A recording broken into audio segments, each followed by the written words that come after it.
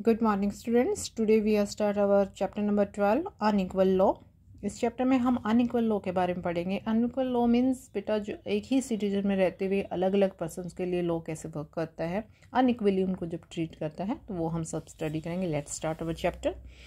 रोजा parks lived in a town of called Montgomery in America. America के एक town में एक रोजा पार्क नाम की लेडी रहती थी। She worked in a dress maker shop में जो वर्क करती थी। She work on a table by standing the whole day. पूरा दिन उसका टेबल पे खड़े होके ही चला जाता है, यानी कि उसकी जो जॉब थी बेटा, वो जो वर्किंग आवर था उसका, उसमें वो खड़े स्टैंडिंग पोजीशन में उसको अपना वर्क करना होता था। Usually she return home very tired. आमतौर पे वो बहुत थकी हुई घर लौटती थी। She had a loving family. बहुत अच्छी फैमिली थी उसकी, प्यारी फैमिली थी। So she never complained of her pain. इसलिए वो कभी भी अपने पेन के बारे में कंप्लेन नहीं करती थी।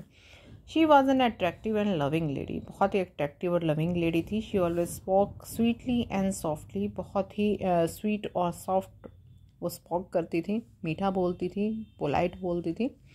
She obeyed the laws of the country and the society और कंट्री के जितने भी कानून थे उन सब का ओबे करती थी। She was satisfied in what she earned. Satisfied थी वो जितना कमाती थी, संतुष्ट थी उतने में ही। But her complexion was dark. She was a black American. लेकिन उसका जो कॉम्प्लेक्शन था, उसका जो स्किन कलर था, वो ब्लैक था, क्योंकि वो ब्लैक अमेरिकन थी। Her ancestors were black Africans. उसके जो पूर्वज थे वो ब्लैक अफ्रीकन थे। Who were brought forcefully from Africa to work on the farms of white American. जिनको फोर्सफुली यानी कि ज़बरदस्ती अफ्रीका से वाइट अमेरिकन के जो फार्म्स थे वहाँ पे काम करने के लिए लाया गया था। In those days only the whites ruled over America. उन दिनों में जो वाइट्स होते थे वो रूल करते थे अमेरिका के ऊपर। African blacks were treated as slaves. Slaves होता है नौकर या दास जिसको बोला जाता है। तो अफ्रीकन्स को सिर्फ क्या किया जाता था बेटे, दास की तरह, स्लेव्स की तरह से ट्रीट किया जाता था। They were not American citizen. American citizen नहीं होते थे वो। They were just the beast of burden.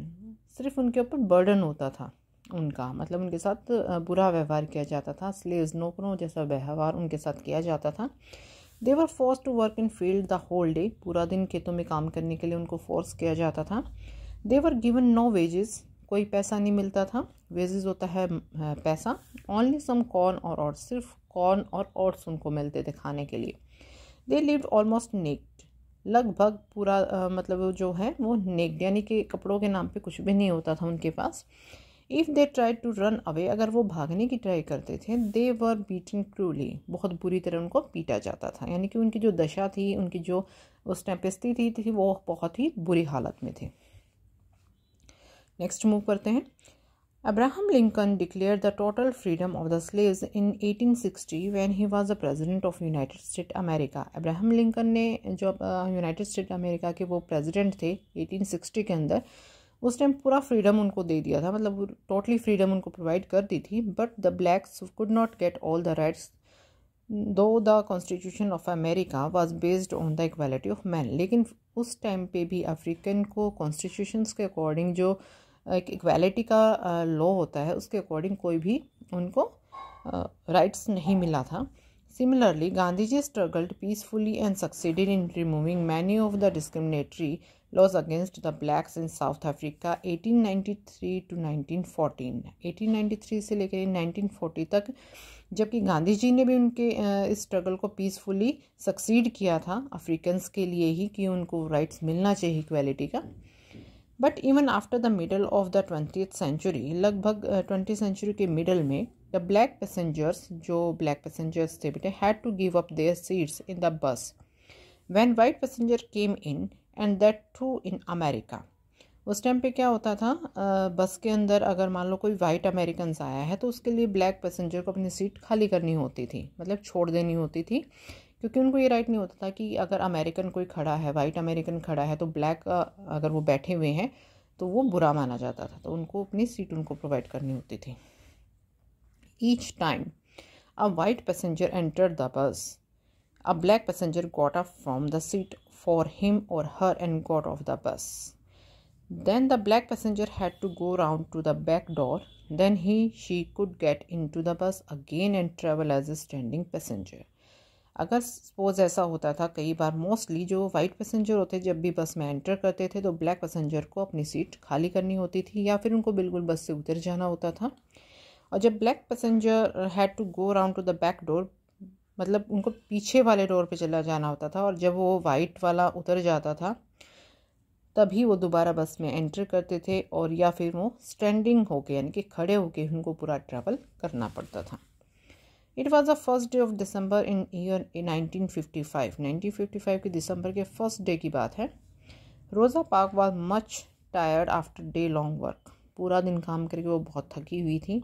Her legs were acting, जो उसकी लेग्स थी वो पेन कर रही थी। वांटेड टू सिट डाउन, बैठना चाहती थी, but she had to reach home as the shop was to be close down. लेकिन she had to reach home, वो घर पहुंचने वाली थी शॉप से, was to be close down, बहुत ही पास थी। Rosa somehow reach the bus stop, किसी तरह से वो घर पहुंची। She got into the bus, bus उसने ली। Many seats were lying vacant होता खाली, काफ़ी सारी सीट्स वहाँ पे खाली थी। She paid her fare, got the ticket and sat down on the seat nearest to her. उसने क्या किया बेटा, टिकट बाई की और एक सीट पे वो बैठ गई। She could not stand even for a second now, एक सेकेंड भी वो खड़ी नहीं हुई। हर फिट रियली नीडेड रेस्ट, उसकी जो टांगे थी उनको वास्तव में रेस्ट की ज़रूरत थी। शी फेल्ट सम रिलीफ, बैठने के बाद काफ़ी उसको रिलीफ फील हुआ। But she forget about the white passenger who could come, लेकिन वो भूल गई थी जब से ही वाइट पैसेंजर वहाँ पे आए। मतलब उसको ध्यान ही नहीं रहा कि उनको खड़ा होना है अगर कोई वाइट पैसेंजर वहाँ पे अवेलेबल है तो। ठीक है, उनको ये राइट नहीं है कि वो बैठ जाएं। रेस्ट चैप्टर हम नेक्स्ट वीडियो में कंप्लीट करेंगे। Thank you.